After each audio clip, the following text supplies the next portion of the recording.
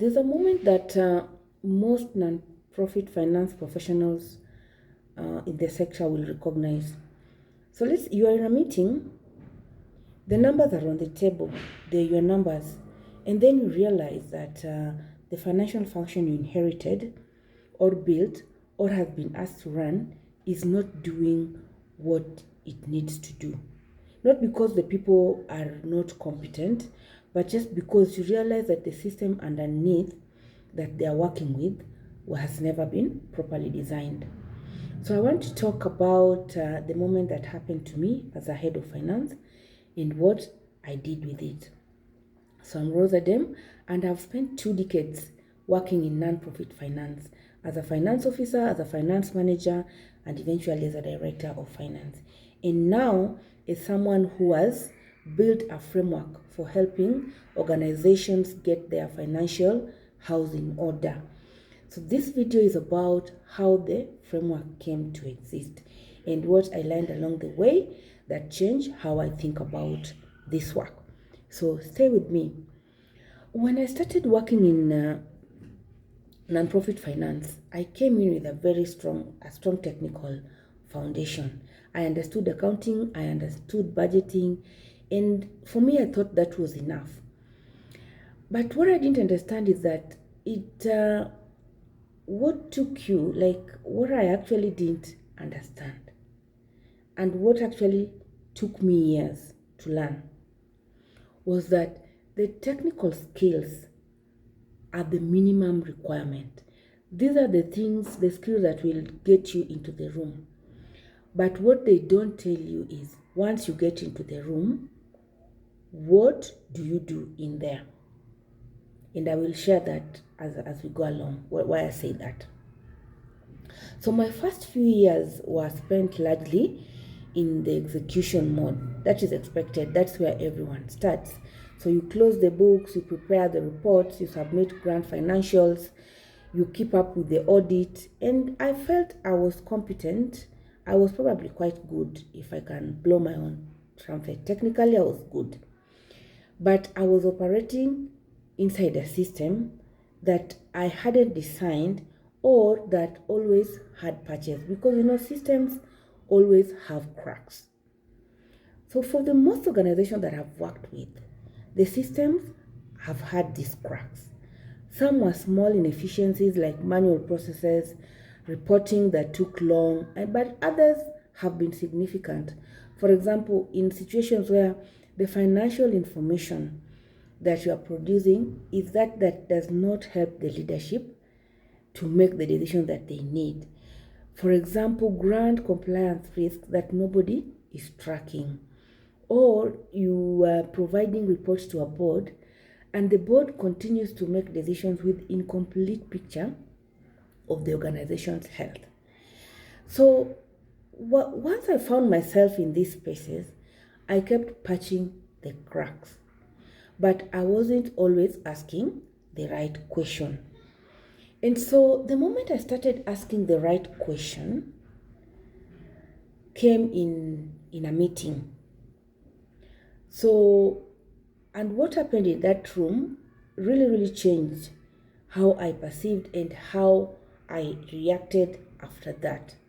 So the head of finance, or the CFO, was presenting the media financial review in a finance committee meeting. So the board had the reports in front of them, and then one board member asked them a question. Can you explain the variance in this line? The variance was about USD 300,000. It was not a crisis because, there must have been an explanation.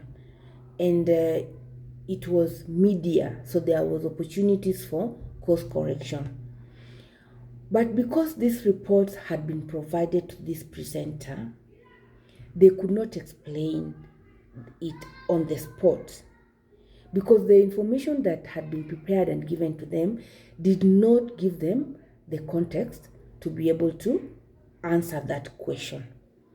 So what happened is that I watched the room go quiet in a particular way that I had come to recognize. You see, the way a room goes quiet when people realize they are making governance decisions, fiduciary decisions, without the foundation they need. And I'm talking like this because I sit in boards where I chair the finance committee, and sometimes decisions are brought on your table and you're looking at the items that you have or the information that you have to make this particular decision, and something is not just adding up. So in this particular instance, I left that meeting and I wrote a single question on a piece of paper. What would a fully functioning nonprofit finance system actually look like? It took me several years, and let's say 3 years, to build a complete answer to that question. And that answer is the FARM framework. So here is what 2 decades of sitting inside nonprofit financial functions taught me that I could not have learned from a textbook. First, most of the dysfunction in nonprofit finance is not a people problem, that I can assure you. The finance professionals I have worked alongside have almost universally been capable, dedicated, and also very hardworking people. The dysfunction actually comes from systems that were never properly designed. A chart of accounts that is inherited from predecessors and never given an attention, processes that are assembled reactively rather than intentionally because we are continuously patching as we go, and sometimes reports that are built for compliance rather than for decision making. We are more aligned to having the compliance angle rather than the inside management and board angle reporting. Second is the problems that show up at audit or in a board meeting like what happened up there, or in a grand compliance review where you're sitting across the table with a donor representative. Those to me are symptoms. They were probably created months or years earlier, upstream the system, and by the time they appear, they become very complex or sometimes very expensive to fix. So the work of preventing them is what most finance teams never really get to do because they're too busy managing the symptoms. And third is the financial leadership in the nonprofit sector. It requires a skill that finance training almost never develop. It's the ability to build financial infrastructure that outlasts you as the head of finance for that organization. Because what I've learned is that the best finance leaders I have encountered in these sectors, they are not the ones who are personally indispensable. They are the ones who build systems, document processes, and train the organization so well that the institution continues to function at the same high level even when they move on. That third insight is what ultimately shaped the FARM framework. It is designed not just to fix the immediate problems, but to build the infrastructure that sustains good financial health over and over the life of the organization. So let me give you just a brief picture of what each pillar of the FARM framework looks like in practice. On financial systems clarity, I once worked with an organization that had been using the same chart of accounts for almost 10 years. The organization had grown and tripled in size, added several program areas, and taken multi-year donor grants. But the chart of accounts still reflected the structure of the organization a decade earlier. Every grant report required reclassification, and their month-end close, because of the complexity and the dysfunctional system that they were working with, took more than 4 weeks. What fixed that is that I designed the chart of accounts and restructured the budget architecture so that everything could speak to each other. It took me quite a heavy lift, but when that was fixed, that changed everything downstream. Then on the second pillar, that's the internal processes. I have seen organizations, for example, where finance manual is sitting as a Google Doc that hasn't been updated, and it has no authenticity because it could be changed. It's not even locked. And I've also seen instances where approvals are very casual. Some are done manually, verbally. There is no proper documented workflow on how approvals are done. And sometimes, even when it comes to grant setups, there is no standard workflow. Each grant is set up depending on who is managing it at that time. And documenting and standardizing these processes is always unglamorous work. It's something that people don't want to put effort to. But it is what separates a finance department from a finance function. On the third pillar, that is the reporting excellence, the most common failure I see in non-profit finance reporting is that the reports are built for the finance team and not for the reader. For example, a very large financial pack comes with no narrative, no context, no comparisons in terms of budgets, and no forward-looking indicators. Because if you present a report like this, it is not actually useful to the reader, who could be the leadership or the governance body. And so I have spent considerable time in my career redesigning reports to be genuinely useful. And the improvement in board engagement and leadership decision making is consistently improving, where this effort is put into place.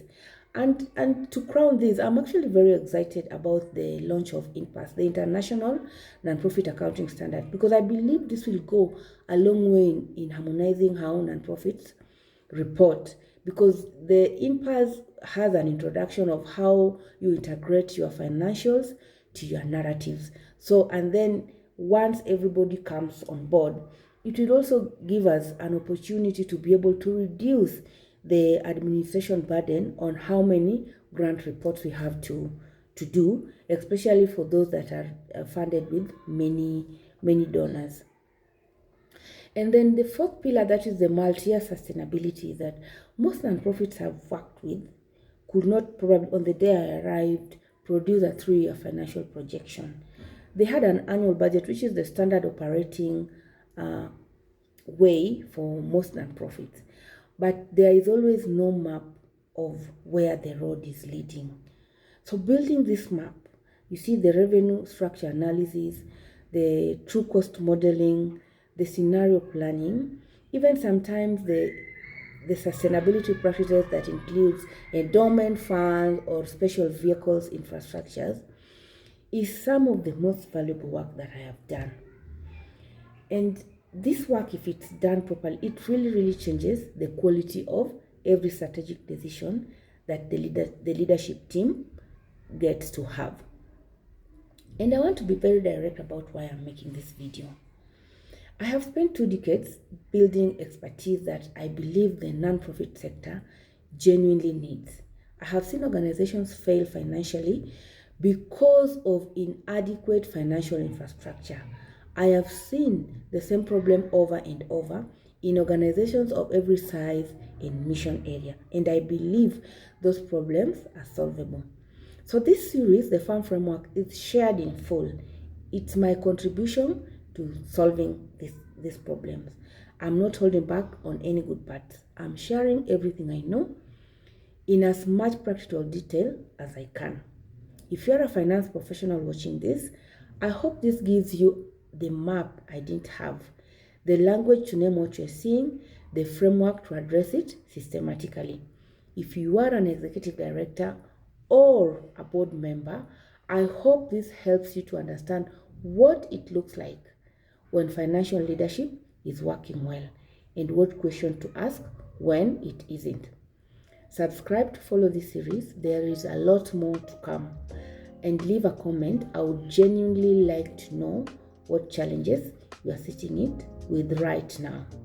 Thank you very much for watching this video. Again, my name is Rosa Dem, and this is the Farm Framework.